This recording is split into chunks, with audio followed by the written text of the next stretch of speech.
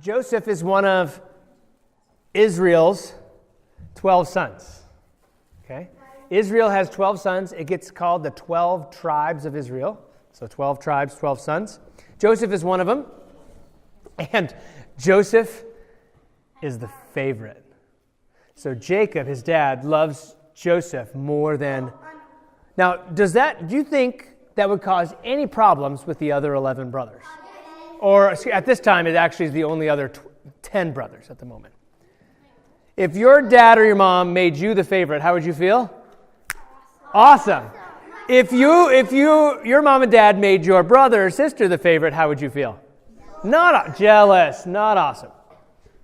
And not only that, but Jacob gave his son a very beautiful special coat as a gift to show him that he was the favorite. So not only did he favorite him, he gave him something so that Jacob would go, ha ha ha, brothers, look at me, I'm awesome. So that was annoying. And there's 2 different dreams that Joseph had, and he would, at breakfast time, they'd be eating his little Captain Crunch or his Lucky Charms, right? And, okay, they'd be eating their flour or their grits, something like that. Bacon! No, they don't eat pigs, so that's out of the question. Chicken. Anyway, we digress. They're sitting and having eggs and bacon and steak or Captain Crunch or toast. I don't know, whatever. At breakfast, and Joseph says, hey guys, I had a dream. In my dream, it was awesome. The sun, moon, and stars were all bowing down to me. And everyone else was bowing down to me, and all his brothers were like, stupid. And then his dad was like, wait, you think I'm going to bow down to you, Joseph? And he's like, I don't know, this is just a dream that I had. So how's Joseph doing in the family so far? Good. All right, Dad thinks he's awesome. What do his brothers think? Hate him. Now, his dad gave Joseph a job, and Joseph's job was to tattletale on his brothers anytime they did something wrong out in the field. How is his brothers liking him now? They was bad. Now it's like, I want to kill him bad, like Cain and Abel bad. So his brothers get together. They see Joseph coming, and they say, this dreamer, he's wearing his coat. And he's about to tattletale on him, right? And they say, let's take him and let's kill him. And all the brothers are like, yeah, let's Cain and Abel him. Let's Abel him like Cain did. The 10 brothers try to kill Joseph, but they don't kill him. They throw him in a hole or a cistern or a well. And they take his coat from him. And they go have lunch, or they leave. And one of the brothers, I think it was Reuben says, it's not a good idea if we kill him. That would be really bad. So then what they decided to do was sell him. So they got money. So there were some traders that drove by that were going to Egypt, and they sold him as a slave, and they got paid for it. What are they going to tell their dad happened to Joseph? You guys all went, what? Was there something caught in your throat or something? Tyler. They're going to get some red paints and then put it on the coat, and then going to show the dad and say he got killed. Very good. So they took the coat. They actually killed a goat and took the blood from the goat, so close on the red paint. That's a great idea. So they put goat's blood all over the coat, and they brought it to the dad and just showed him. And the dad said, oh no, Joseph's been killed, and he was super sad, and he cried. And he mourned, and he was sad. He was sad for like a long time. Oh, no. Meanwhile, Joseph is on his way to what country? Egypt. Egypt has pyramids, yes, that's how we think of Egypt. So he's on his way to Egypt, and he gets sold to a guy named Potiphar. Potiphar. Can you say Potiphar? Potiphar, we don't know. Potiphar's job, he's the head Secret Service guy of the king, of the president. So Potiphar is the head guard of Pharaoh, which is the king of Egypt. So Potiphar is like super important. So Joseph is his slave. And very quickly, Potiphar notices Joseph was amazing at taking care of stuff. So much so that Potiphar could trust Joseph with everything. All of his money, everything in his house. Joseph was completely trustworthy. So Potiphar could go away on a trip, and he could trust everything to who? To Joseph. And not only that, but everything Joseph did blessed Potiphar. So Potiphar loved having Joseph around. But there's a problem.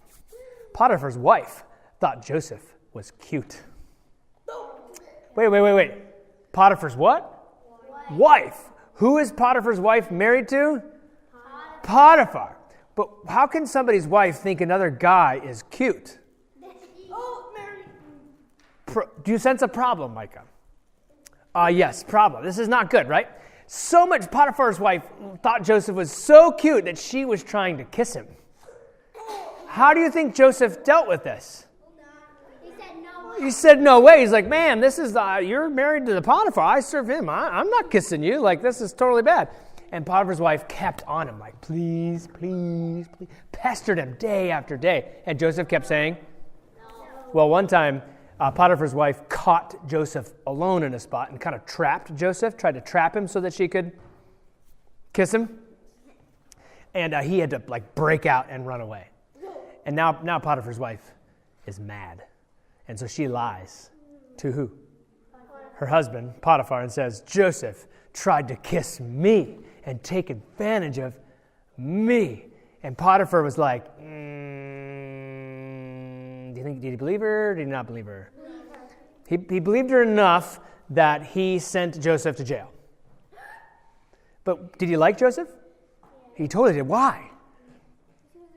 Everything, because he's a great worker. Everything Joseph did caused Potiphar's life to be blessed. And the story in the Bible, it's so funny because it says this. The Lord was with Joseph. So now where's Joseph at? Jail. He's in jail. And guess who was with Joseph in jail? Jesus. God. God was with Joseph in jail as well. And guess what happened? True to form, same thing that happened in Potiphar's house happened where? In the jail. What happened? Everything Joseph did caused the jail thing to work really well. And so guess who got put in charge of the jail? But he was in jail. Joseph did, right? The head guard of the jail was like, Joseph is amazing. I could go on vacation, come back, all the prisoners would be there, they'd all be fed, they'd all be happy, everything would be amazing. And so Joseph, like everywhere he went, really good stuff happened. While he was there was two people, a cupbearer who helped the king drink his stuff to make sure it wasn't poisoned, and the chief baker who baked bread for the king. They got thrown in jail because the king was kind of frustrated. I don't know. Because if you're a king, you're a dictator. So if you had a bad day, you can just say, Elise, Abigail, go to jail. And the guards would throw no reason, just because I don't like you. Okay? Sean. So the chief baker, chief cupbearer were in the prisons. They both had dreams. And guess who interpreted the dreams for him? Joseph. So Joseph is a dream interpreter. He does things really well, and God is with him. Yeah, it's fascinating. All to say, the chief baker died, and the cupbearer got pushed back to his job again. And Joseph told the cupbearer, tell the king that I didn't do anything wrong. 2 years goes by. The cupbearer forgets. And Pharaoh has a dream.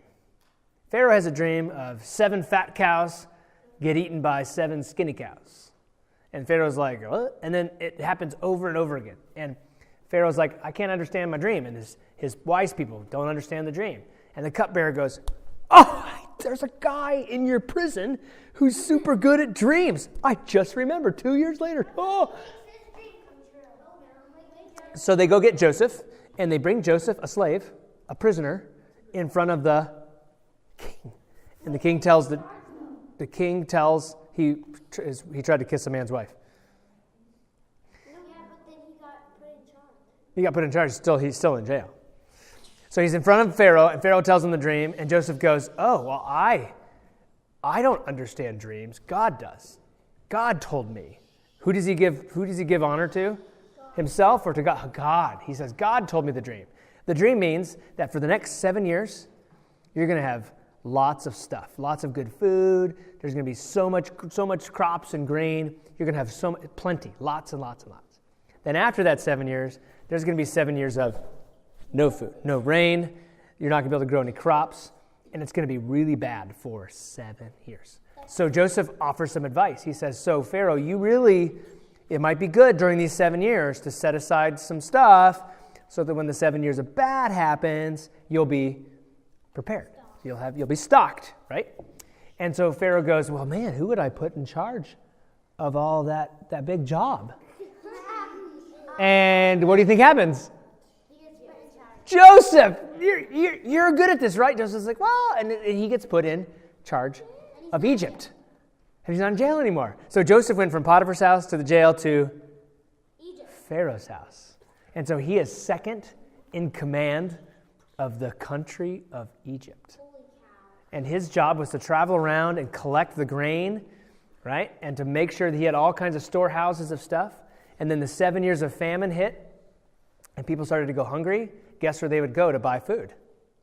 To Joseph. So once they ran out of money, then Joseph said, well, sell me your property, sell me your house, because so people are hungry, so they would sell. So Joseph enriched the king of Pharaoh a lot because of what he did.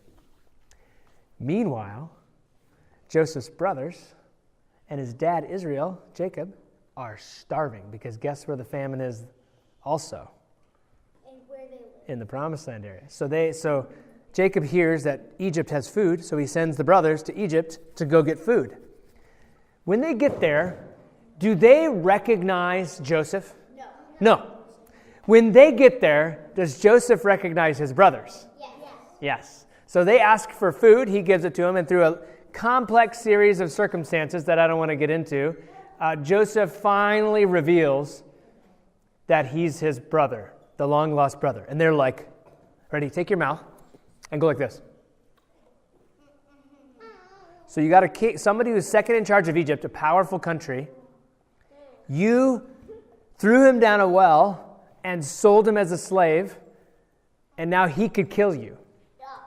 And now you just realize that this guy who could kill you, who you hurt several years ago, is now where? He's in charge and he could kill you, and now you're like, am I excited that you're my brother? Or am I bummed that you're my brother? Right? So Joseph says, let me get this exactly right. Joseph says, don't be afraid. God turns your evil into something really good. He put me in this high position so I could save the lives of many people. Now I'll take care of you and your family. Did Joseph get revenge, Sean? Did he take a goat and take their coats and dip it in blood and go tell their dad that he killed him? No, he didn't. Is that what his brothers did to him? Yes. So did he get revenge? Did he say, I'm going to even the score here. I hate you guys. Did he do that? No, he didn't. So he sent word to his dad that he was alive. His dad was like, I thought my son was dead.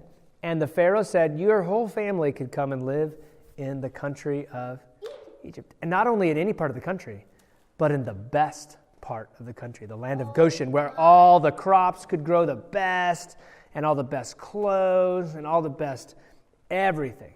Yes, Abby? And then, since he was the king, his brothers bowed down to him, and his dream came true.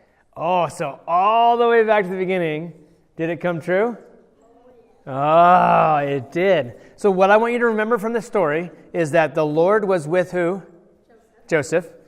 What did Joseph do every time he got to a new place? Was he bummed? Was he mad? Did he throw a fit?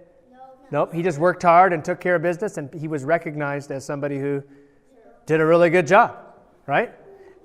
Did he get revenge? No, he didn't even get revenge. And the last very important part of the story is, where is Israel? Where's the family of Israel at right now? In Israel. Nope, they're not in the Promised Land right now. They got moved to what country? Egypt. They're in Egypt. So all the people that God is going to show the world what he's like, where are they at? Egypt. Next week, the story's going to zip forward by 400 years. Okay? We're going to go fast forward, and something bad is happening to the people of Israel that now live in Egypt. Something turned, right? And bad stuff is happening to them. And they're no longer living in the special land God gave them. They're living in. But it's very important that we know why they're in Egypt. Why are they in Egypt? They're hungry, and Joseph was there.